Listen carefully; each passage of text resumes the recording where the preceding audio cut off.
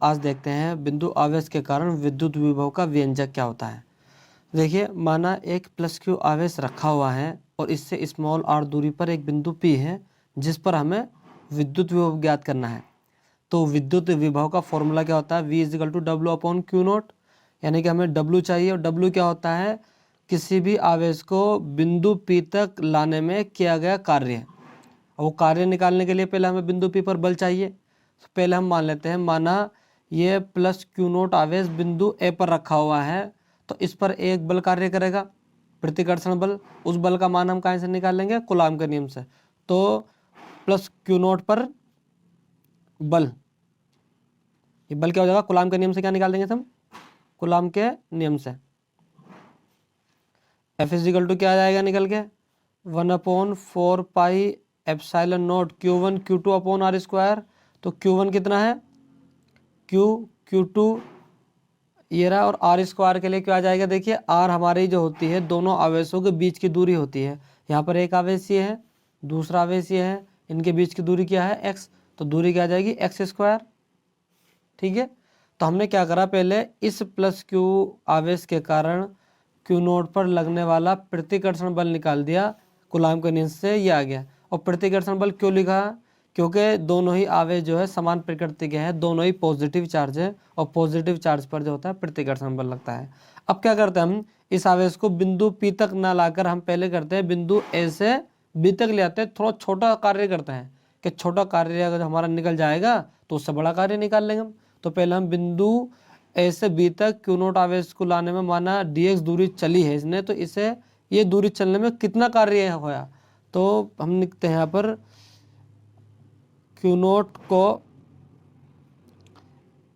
A से B तक लाने में कार्य, जब छोटी सी दूरी तय करेगा तो कार्य भी छोटा होगा। वो कार्य माना dw है, छोटा सा dw, तो कार्य बराबर क्या होता है, बल गुणा दूरी F डॉट ds। यहाँ पर s की जगह क्या है, dl है या dx दे रखा है यहाँ पर, तो dx लिख लेंगे, क्योंकि हम जानते हैं w इजिकल टू क्या होता है, F डॉट ds या dx। ये हमारा क्या होता है, बल का होता है। यहाँ पर हम बल का मान रख देते हैं, बल क्या दे रखा है यहाँ पर हमारा, देखिए एक फॉर्मूला होता है A डॉट बी, पहले ये समझ लीजिए क्या होता है, A B cos theta scalar product. तो देखिए कोस थीटा क्या होता है, ए और बी के बीच का कोण होता है। देखिए हम दूरी के इधर को चल रहे हैं इस दिशा में, और बल किस क्या कार्य कर रहा है, उसके उल्टी दिशा में, यानी कि यहाँ पर थीटा की वैल्यू क्या आ जाती है, 180 डिग्री। जब दो वेक्टर एक दूसरे के विपरीत दिशा में जाए तो उनके बीच का कोण 180 डिग्री होता है, और कोस 180 की वैल्यू कितनी होती है, -1। अगर हम यहाँ से F डॉट डी एक्स निकाल लेंगे, F डॉट डी एक्स, तो क्या हो जाएगा, F डी एक्स कोस 180 और कोस 180 की वैल्यू माइनस रख देंगे तो क्या आ जाएगा, -F डी एक्स। ठीक है, तो यहाँ पर हम इसकी वैल्यू रख देते हैं, तो ये क्या निकल कर आ जाएगा, -F डी एक्स।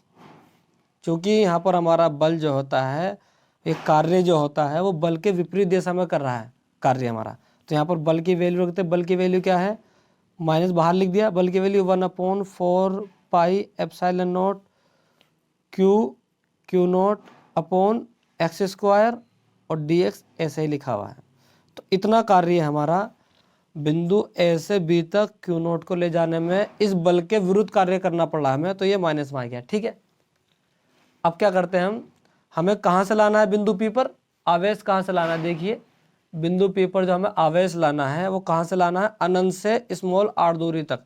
तो हम क्या करते हैं, इस छोटे से कार्य का क्या करते हैं, हम समाकलन कर देते हैं, कहाँ तक, अनंत से 0 तक। तब अनंत से r दूरी तक लाने में कार्य कितना कार्य होगा, w इजिकल टू हम क्या कर देंगे, इसका समाकलन कर देंगे, कहाँ से, अनंत से r तक। तो जहाँ से लाते हैं और जहाँ तक ले जाते हैं, शुरुआत का पॉइंट यहाँ और अंत का पॉइंट यहाँ लगता है, और dw इस तरीके से हमारा कार्य निकल कर आ जाएगा। अब क्या करते हैं हम, इस dw की वैल्यू लिख देते हैं, dw की वैल्यू कितनी है, -1/4 pi epsilon note Q naught upon x square dx। ठीक है, देखिए अब जो भी कांस्टेंट है हमारा इसे बाहर निकाल लेते हैं हम, कांस्टेंट देखिए, कांस्टेंट की पहचान कैसे की जाती है, जो भी डी की गुणा में होता है उसे छोड़कर बाकी सारे ही क्या होते हैं, कांस्टेंट होते हैं। यहाँ पर डी के साथ क्या है, एक्स, तो एक्स को छोड़कर बाकी सारे कांस्टेंट है, इन्हें बाहर निकाल देंगे। क्या निकल कर आ जाएगा बाहर, देखिए माइनस भी चिन्ह आ जाएगा, 1/4πε0 क्यू नॉट, और क्या बचता है, इन्फिनिट से लेकर आर दूरी तक हमें लाना है ये 1/x² dx। आपको ये मैथ में सिखाया गया है कि इसका समाकलन कैसे करना होता है। देखिए समाकलन कैसे होता है इसका, ये पावर ऊपर जाएगी तो समाकलन में आपको दिखा देता हूँ कैसे किया जाता है। ये क्यू नोट लिखा हुआ है, इसका समाकलन करेंगे तो -1/x आ जाएगा इसका समाकलन, और लिमिट आ जाएगी आर ऊपर है और अनंत नीचे है। देखिए ये माइनस जो होगा, ये माइनस अंदर जाकर इसे प्लस कर देगा, या इसे बाहर निकालेंगे प्लस हो जाएगा, तो क्या हो जाता है हमारा 1/4πε0 क्यू नोट, ये क्या बचेगा 1/x और आर की अनंत से। अब देखो लिमिट कैसे अप्लाई करते हैं, पहले तो रख देते हैं ऊपर की लिमिट और फिर माइनस करके नीचे की लिमिट, जहाँ पर x होगा वहाँ पर r रख दिया जाएगा, और माइनस करके जहाँ पर x होगा वहाँ पर अनंत रख दिया जाएगा। ये आप सारे मैथ वाले बच्चों और मैथ वाले आसानी से समझ जाएंगे समाकलन कैसे किया जाता है। तो क्या करेंगे, लिमिट 1/x की जगह पर r आ जाएगा एक बार ऊपर की लिमिट, फिर माइनस चिन्ह लगाते हैं, आपके x की जगह नीचे वाली लिमिट आ जाएगी अनंत। 1/अनंत का मतलब क्या होता है, 0, तो 0 को लिखेगा नहीं, 1/r में 0 घटाएंगे तो 0 की वैल्यू कुछ होती नहीं है, तो यहाँ पर हमारा w निकल के क्या जाता है 1/4πε0 क्यू नोट चल रहा था, यहाँ से क्या आ जाएगा अपॉन में r। तो इतना कार्य हमें बिंदु P तक लाने में, किसी भी आवेश को बिंदु P तक लाने में हमें इतना कार्य करना होगा जो हमने निकाला है कार्य। तो विभव का फॉर्मूला मैंने आपको शुरू में बताया था, विभव क्या होता है, V बराबर W/Q0। W की वैल्यू हमने निकाल ली है, इतनी देर से जो हम कैलकुलेशन कर रहे थे W की वैल्यू निकालने के लिए कर रहे थे, और W की वैल्यू हमने निकाल ली है। W की वैल्यू क्या आती है निकल के 1/4πε0 क्यू नोट अपॉन R, और यहाँ पर क्यू नोट यहाँ आ जाएगा, इस क्यू नोट से क्यू नोट खत्म, तो इसकी वैल्यू V बहान्तर V बराबर क्या आता है 1/4πε0 Q/R। किसी बिंदु आवेश के कारण उससे स्मॉल r दूरी पर जो विभव का व्यंजक है ये रहा, ये बहुत इंपॉर्टेंट व्यंजक है, और इससे ना कहीं सवाल सोल्व होके जाए।